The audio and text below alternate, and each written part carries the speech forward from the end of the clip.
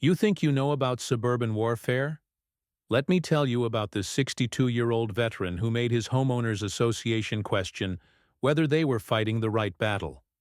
By the end of this story, you'll realize that sometimes the best weapon in your arsenal isn't what you wave, it's what you project. And when I say project, I mean literally. Hold on to your flagpoles, folks. Picture this. A man who fought for his country, now fighting for his right to fly its flag.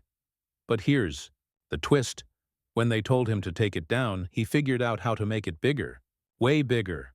Like, visible from 3 blocks away bigger. See, most people faced with bureaucratic nonsense either fold like lawn chairs in a hurricane or waste their life savings on legal fees that could fund a small nation. But Paul Morrison? He did neither. Instead, he weaponized his garage workshop skills from 27 years of military service and turned the HOA's petty tyranny into a 50-foot masterpiece of malicious compliance.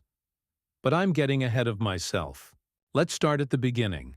Paul Morrison's day began the same way it had for 43 years, precisely at 0545, with 20 push-ups that his protesting joints had learned to accept, and a prayer that never mentioned the Purple Heart he kept in his sock drawer next to the folded letter from his late unit commander. By 0630, Old Glory rose on its pole in that crisp morning air, catching the first light like it had outside every military housing unit, every cramped apartment near base, and now, his first civilian home in decades.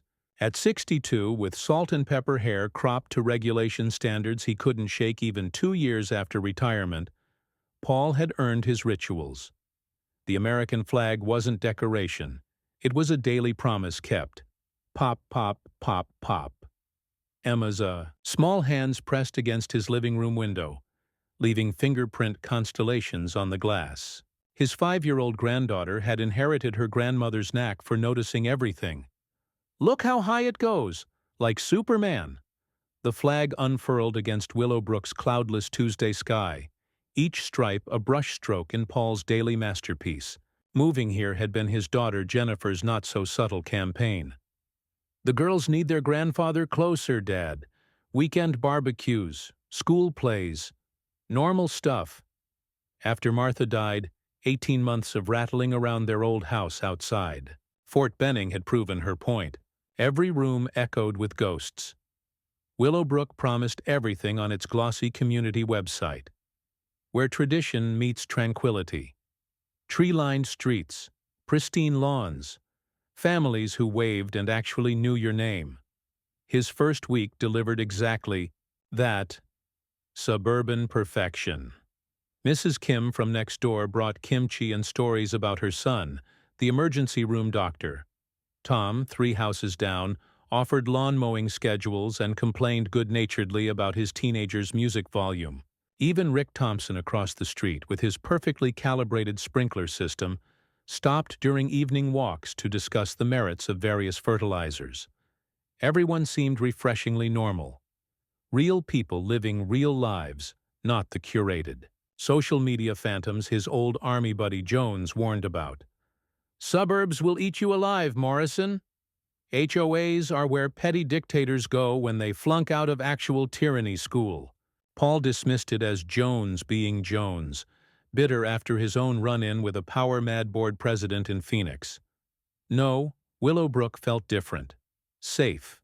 The exact low-key paradise his daughter promised. Then came the envelope, day 8. The letter appeared professionally centered in his mailbox, right justified and pristine. The Willowbrook Homeowners Association seal pressed into red wax, an actual wax seal, like some wannabe secret society. The envelope itself screamed money. Not HOA money. Personal I demand respect money. Dear Mr. Morrison, it has come to the attention of the Willowbrook Homeowners Association Board that you have installed a flagpole and flag display that violates Section 4.7b, subsection 3 of our Community Aesthetic Guidelines. The legalese blurred together like mission briefings during sandstorms. $200. 48 hours. Remove immediately. No mention of the flag's significance, just geometric measurements and facade disruption assessments. Paul read it 3 times, each pass revealing new layers of bureaucratic absurdity. His flag, the same one he'd flown in Kirkuk, Baghdad, and Kandahar, reduced to an unauthorized vertical element, disrupting sightline uniformity. He researched. The freedom to display. The American Flag Act protected flag displays nationally. Supreme Court precedent affirmed symbolic speech rights. But HOAs operated in legal gray areas, carving out private property exceptions that would make constitutional lawyers weep. By evening, his phone started buzzing. "Dad?" Jennifer's voice carried that specific frequency of daughter worry. "Emma's babysitter saw a letter. Something about your flag." "It's handled, Jen. Just HOA nonsense." "But the flag. Dad, you've flown it since I was Emma's age.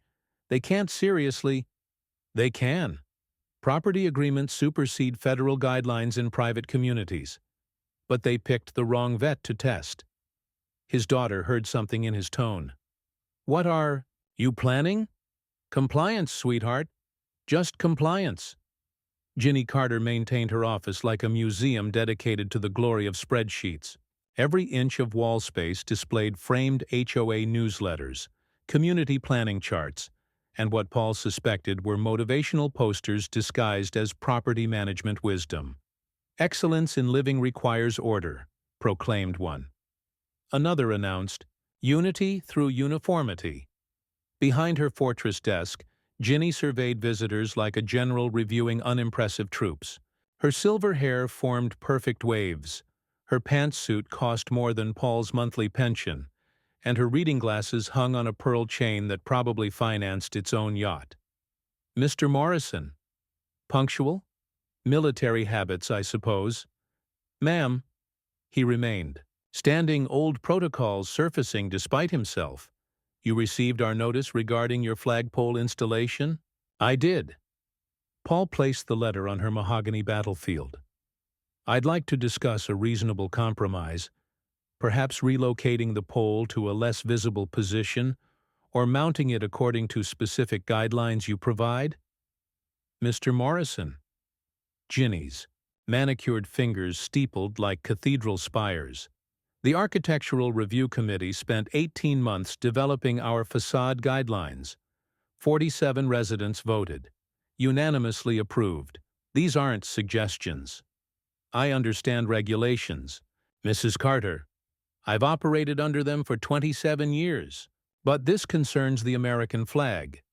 Surely we can accommodate both community standards and patriotic display. All residents receive equal treatment. Your military service, while admirable, doesn't exempt you from collective community standards." Paul studied her carefully. Her office walls featured photos of pristine neighborhood streets, award plaques for community beautification, and a framed letter from the state HOA Association, praising her uncompromising commitment to excellence. "I see." He retrieved the letter. "I'll pay the initial fine, but properly retiring a flag requires specific protocols. I'll need more than 48 hours. 48 hours stands." Her smile could freeze vodka. "And Mr. Morrison?" "The fine doubles with each notice. Some residents require stronger motivation." "Fair warning noted." Paul headed for the door, then paused. "Out of curiosity, how long has the current HOA leadership been in place?" "I've served as president for 8 months. The community needed stronger governance." "Interesting. What happened?" "To the previous administration. Change creates opportunity." Ginny's smile sharpened. "Just ask your neighbors." The campaign escalated with military precision. Wednesday morning, notice about his unsanctioned garden furniture, the cedar bench he'd built for Emma to watch butterflies. Wednesday afternoon, a formal complaint about unauthorized landscaping modifications, 3 marigolds planted near his mailbox. Thursday, his outdoor solar lights now constituted unapproved exterior illumination, disturbing community night sky standards. each. Notice arrived with time-stamped photos taken from multiple angles. Someone was documenting his property with surveillance-level obsession. "Paul, man, I'm really sorry." Tom cornered him Friday evening while retrieving garbage cans. "Ginny's gone full dictator since she took over." When exactly did that happen? January. Poor Bill Harrison couldn't stomach it anymore. 22 years as president, never a single lawsuit. 2 months of Ginny, and 3 families threatened. Legal action. He retired to Florida, said his blood pressure couldn't handle the stupidity. These photos, Paul displayed his collection. Daily surveillance? Dale Weber, Ginny's nephew. She created the Community Standards Patrol position. Pays him $50 an hour to drive around photographing violations. Taxpayer money? HOA fees. But yeah, our money. Tom glanced around nervously.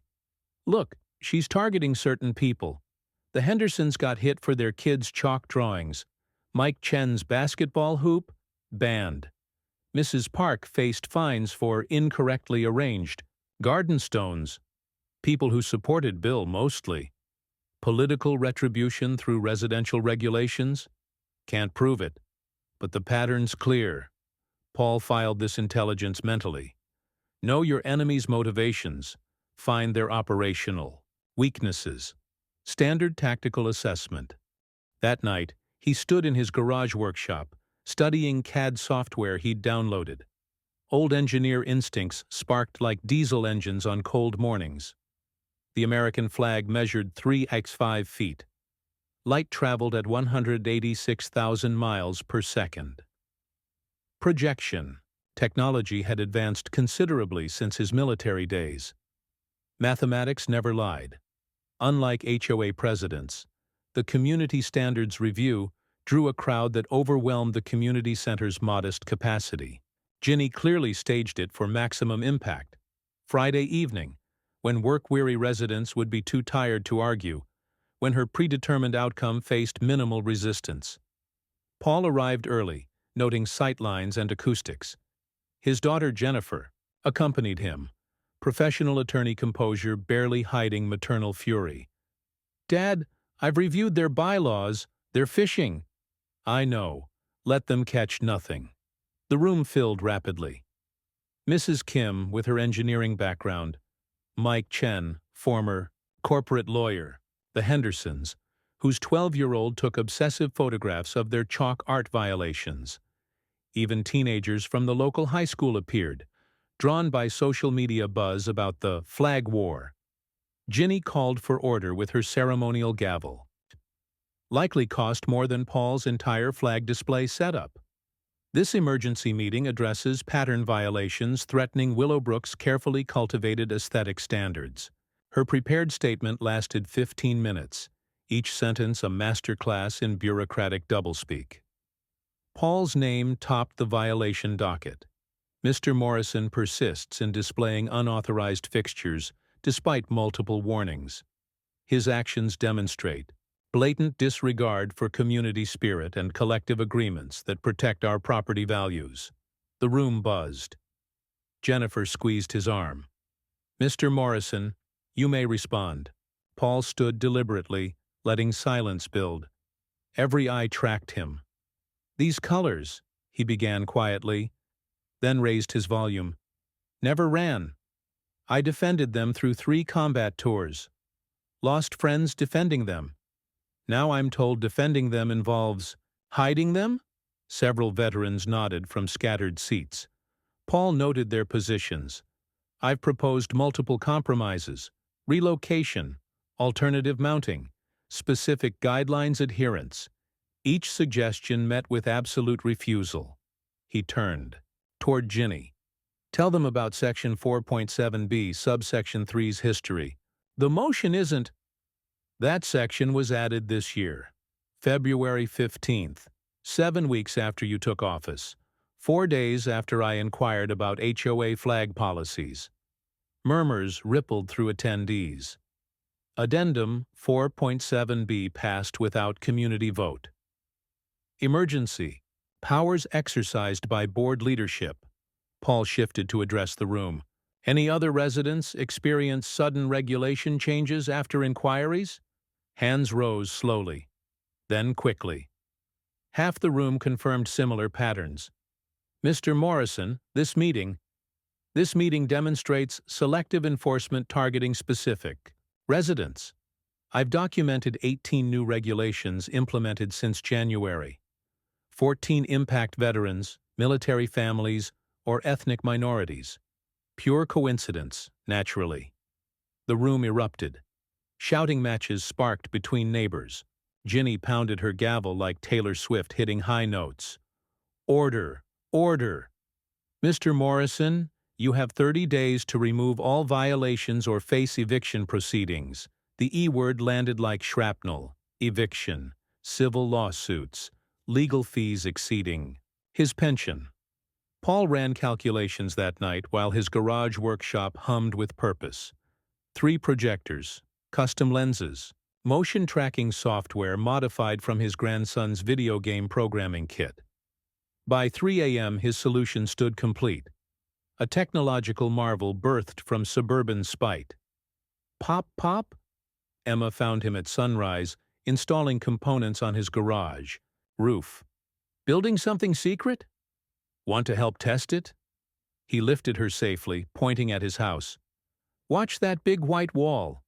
Inside his kitchen, he hit a switch. Light pierced dawn's early glow, painting his exterior wall with a 50-foot American flag, every star distinct, every stripe flowing with programmed wind effect animation. Woo! Emma's awe echoed off houses. It's like the bat signal, but for America. Better, sweetheart.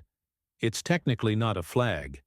Can't violate regulations that don't apply to light displays. You're really smart, Pop Pop. No, Em, I'm really stubborn. There's a difference. Friday morning dawned for what locals would later call the first illumination. Paul's timer activated his system precisely at sunset, synchronized with NASA, data for his zip code. By 7 a.m., his phone achieved nuclear meltdown status. Paul! Tom sprinted across lawns like Olympic athletes during zombie apocalypses. Is that what I think? Just photons arranged patriotically. Paul sipped coffee on his porch. HOA regulates structures, not lumens. Cars materialized, like moths to porch lights. Drivers parked, gawked, photographed with religious fervor. His neighbor's teenage son live-streamed the projection, narrating breathlessly, "Dude's a straight-up genius.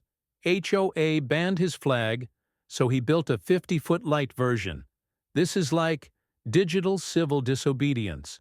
Community group chats exploded. Did you see Morrison's house? Is that legal? Someone called Ginny. By 8:30, Ginny's Range Rover destroyed speed limits approaching his street. She parked, exited, stared upward until her neck cramped. Her nephew Dale materialized with cameras, documenting frantically. "Morning, Mrs. Carter," Paul called. "Admiring the sunrise? That thing." She sputtered like carburetors choking. "On sugar. Compliant with all structural guidelines. No permanent installations. No flagpole. No physical fabric. Just creative illumination. You're making a mockery of community standards. Actually, I'm making them irrelevant. The projection system cost $1,200, 6 times his cumulative fines." But watching Ginny's realization that money couldn't buy his compliance? Priceless. By noon, Projected Patriot trended on Twitter. News vans circled like urban sharks. Paul's doorbell rang continuously. Reporters, supporters, curious neighbors. The flag war had gone viral. Channel 7's morning show aired live from Paul's lawn Tuesday morning. Host Jessica Chen balanced professionalism with barely contained glee. "Mr. Morrison, your projection has captured national attention. HOA response?" Silence. Though they've scheduled an emergency meeting tonight to address new signage concerns. Apparently, light constitutes signage when politically inconvenient. Do you worry about escalation? Ma'am, with respect, I've faced escalation involving AK-47s and RPGs. A HOA armed with notice violations and stern language doesn't register on my threat assessment scale.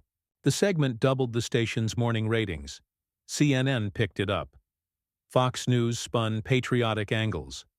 MSNBC questioned HOA overreach. Paul fielded interview requests from morning radio to late-night talk shows. But the real impact played out locally. Property values near Paul's house increased 3%, listed by savvy realtors as the Freedom Zone. Tour buses added his street to local sites of interest. The Willowbrook Facebook group fractured into pro-projection and anti-anarchy camps. Martha's voice echoed in his memories. "You never pick fights, honey. You just finish them in ways nobody expects." The emergency HOA meeting Thursday night drew local news coverage and a fire marshal concerned about crowd capacity. Ginny attempted dictatorial control, but her board showed cracks. Municipal Lighting Ordinance Section 3.7 prohibits. "Mrs. Carter," interrupted board member Sarah Goldstein, a retired environmental lawyer, Section 3.7 addresses commercial illumination. Private residential lighting below 5,000 lumens doesn't qualify. Mr. Morrison's system registers at 2,800. Ginny's smile fractured. Regardless, this display violates community spirit. Spirit isn't legally enforceable, noted Martin Reeves, CPA and board treasurer. Neither is annoyance. We're venturing into First Amendment territory that could cost this association severely. Are you suggesting we surrender to orchestrated defiance? I'm suggesting our legal insurance won't cover constitutional law violations. The projection is ingenious, perfectly compliant, and possibly the best publicity this community has received in years. The room divided.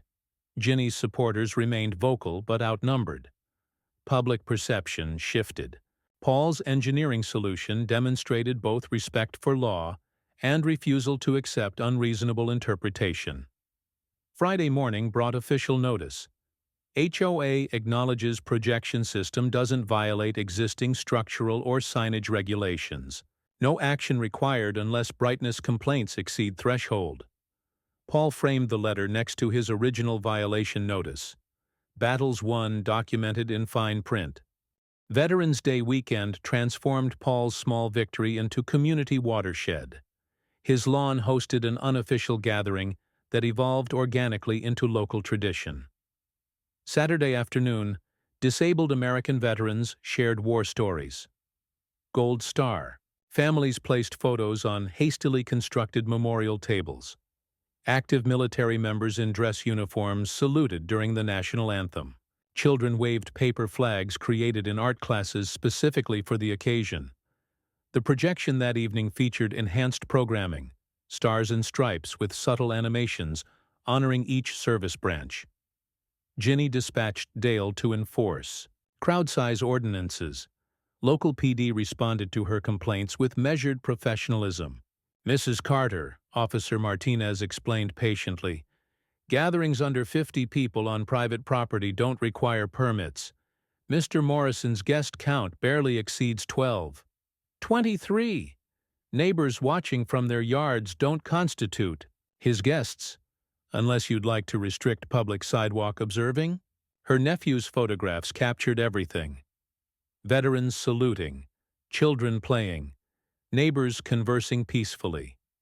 Each image undermined her narrative of disruption. Sunday brought community transformation. 10 houses displayed American flags. More than Willowbrook had seen since 4th of July. Mrs. Park painted a flag on her garage door, positioned where Dale's patrol route ensured daily visibility. The Harrison kids created chalk art American eagles in their driveway. Tom installed red, white, and blue garden lights that transformed his yard into patriotic starburst. Each act stayed technically compliant while expanding Paul's symbolic victory. Malicious compliance became community art form. By December, Paul's reputation reached corporate America's attention deficit disorder. 3 companies offered endorsement deals. Project Vision Technologies wanted to market the Morrison System, home projection kits for patriotic displays. FlagTech Industries proposed veteran-focused smart home integration. A major lighting manufacturer sought Paul as consultant for Freedom Series outdoor illumination. He declined all offers. This wasn't about money. It was about principle.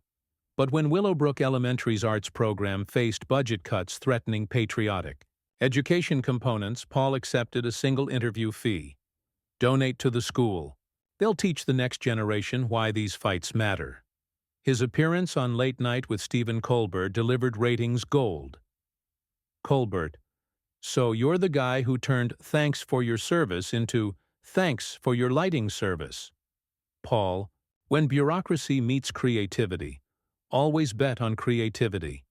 Unless you're the government. Then keep betting on forms. The segment drove national conversation about HOA overreach, veteran housing rights, and the price of suburban conformity. Lawyers nationwide reported increased consultations about HOA conflicts. Ginny's downfall came not from external pressure, but internal collapse. January brought the defining moment. Her own family rebelled. Her sister's letter appeared on community bulletin boards overnight. Residents of Willowbrook: I'm embarrassed. Ginny is my sister, and I've watched her transform from community advocate to suburban dictator. The Morrison situation represents everything wrong with unchecked petty authority. Resign from the Architectural Review Committee, effective immediately. Our community deserves leadership that balances rules with humanity. Respectfully, Carol Weber. Within 24 hours, 2 board members followed suit. Ginny's nephew Dale abruptly developed family obligations requiring relocation to Texas. 3. Coup de grace arrived February 12th.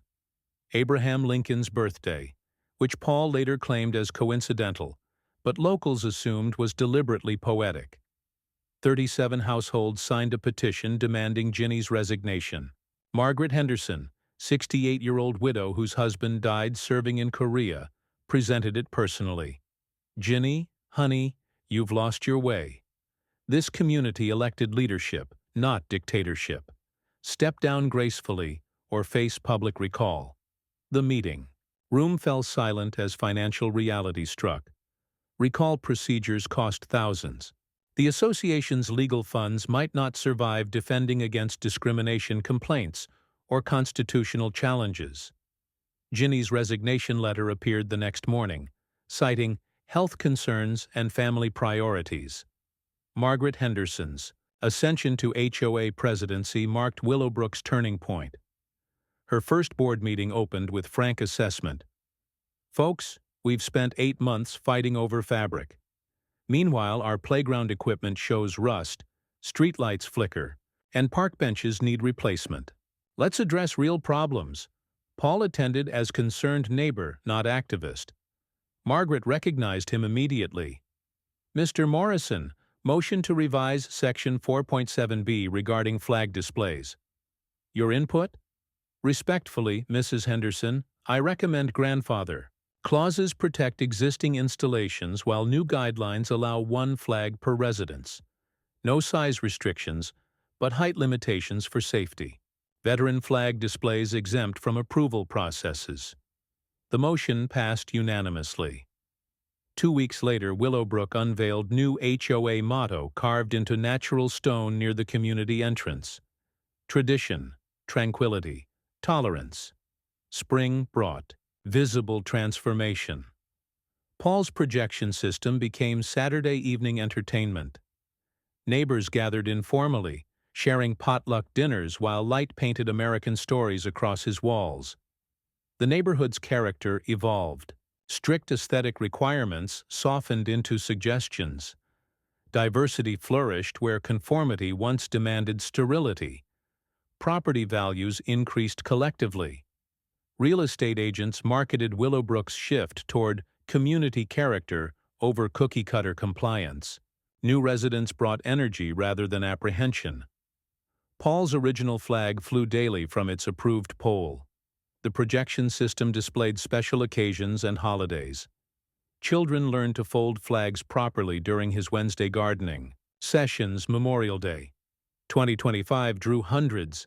The elementary school choir performed patriotic songs. 6 neighboring communities sent delegations seeking advice on HOA reform. Paul's simple struggle had catalyzed suburban revolution. One-year anniversary interviews found Paul philosophical rather than triumphant. Change required light, literally. When rules obscure reason, illuminate the issue. I engineered a solution because compliance shouldn't require surrender. Jennifer moved the family closer still, into the house 2 blocks away. Emma's art projects now featured glowing houses and smiling neighborhoods. His new grandson, born February 14th, inherited Martha's observant nature and Paul's determined chin. The projection system evolved into community beacon.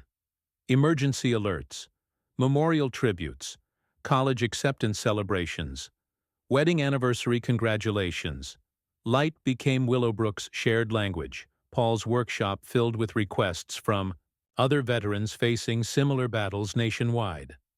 He shared blueprints freely, adding only one requirement: document everything. Knowledge defeats tyranny. 3 years post-projection, local college students wrote theses about the Morrison Protocol, creative civil disobedience through technical compliance. Urban planners studied Willowbrook's transformation from rules-based rigidity to principle-centered community. Real political impact materialized. State legislation protecting flag displays in HOA communities passed unanimously, nicknamed Morrison's Law, despite Paul's protests against personal recognition. When asked about his legacy during a PBS documentary, Paul deflected characteristically, "I wanted to fly my flag." That journey revealed community's true face. Not uniform facades, but united purpose. His final interview came from Emma, now 8, for a school project about community heroes. "Pop, Pop, were you scared when they said you couldn't fly the flag?" "No, sweetheart. I was angry. But here's the secret: anger without direction accomplishes nothing. So I directed mine into something they couldn't ignore, couldn't argue with, and couldn't defeat." That's really smart. That's really American.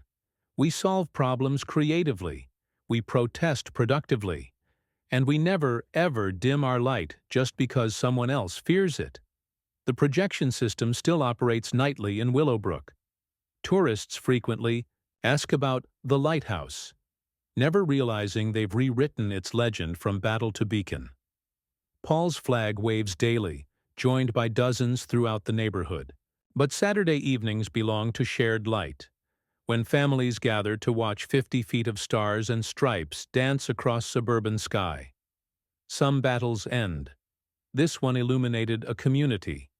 And somewhere, in another gated neighborhood where residents cower behind curtains at government overreach disguised as landscaping rules, a veteran downloads projection diagrams, studies municipal lighting codes, and prepares to prove that sometimes the brightest rebellion doesn't wave.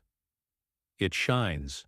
There's something uniquely American about solving oppression with engineering, about turning no into watch this, about proving that rights protected don't require battles fought, just ingenuity exercised. Paul Morrison didn't defeat the HOA. He made them irrelevant. He didn't change their rules. He demonstrated their impotence. And in doing so, he didn't just win a fight about fabric and flagpoles. He rewrote the book on suburban insurgency, chapter by illuminated chapter. Not bad for a guy who just wanted to fly his flag. The lesson? When power tries limiting your light, expand it until they can't ignore what they aim to extinguish. Because in America, the best response to sit down is to light up the sky. And in Paul's neighborhood, that happens nightly at sunset. Standard Time.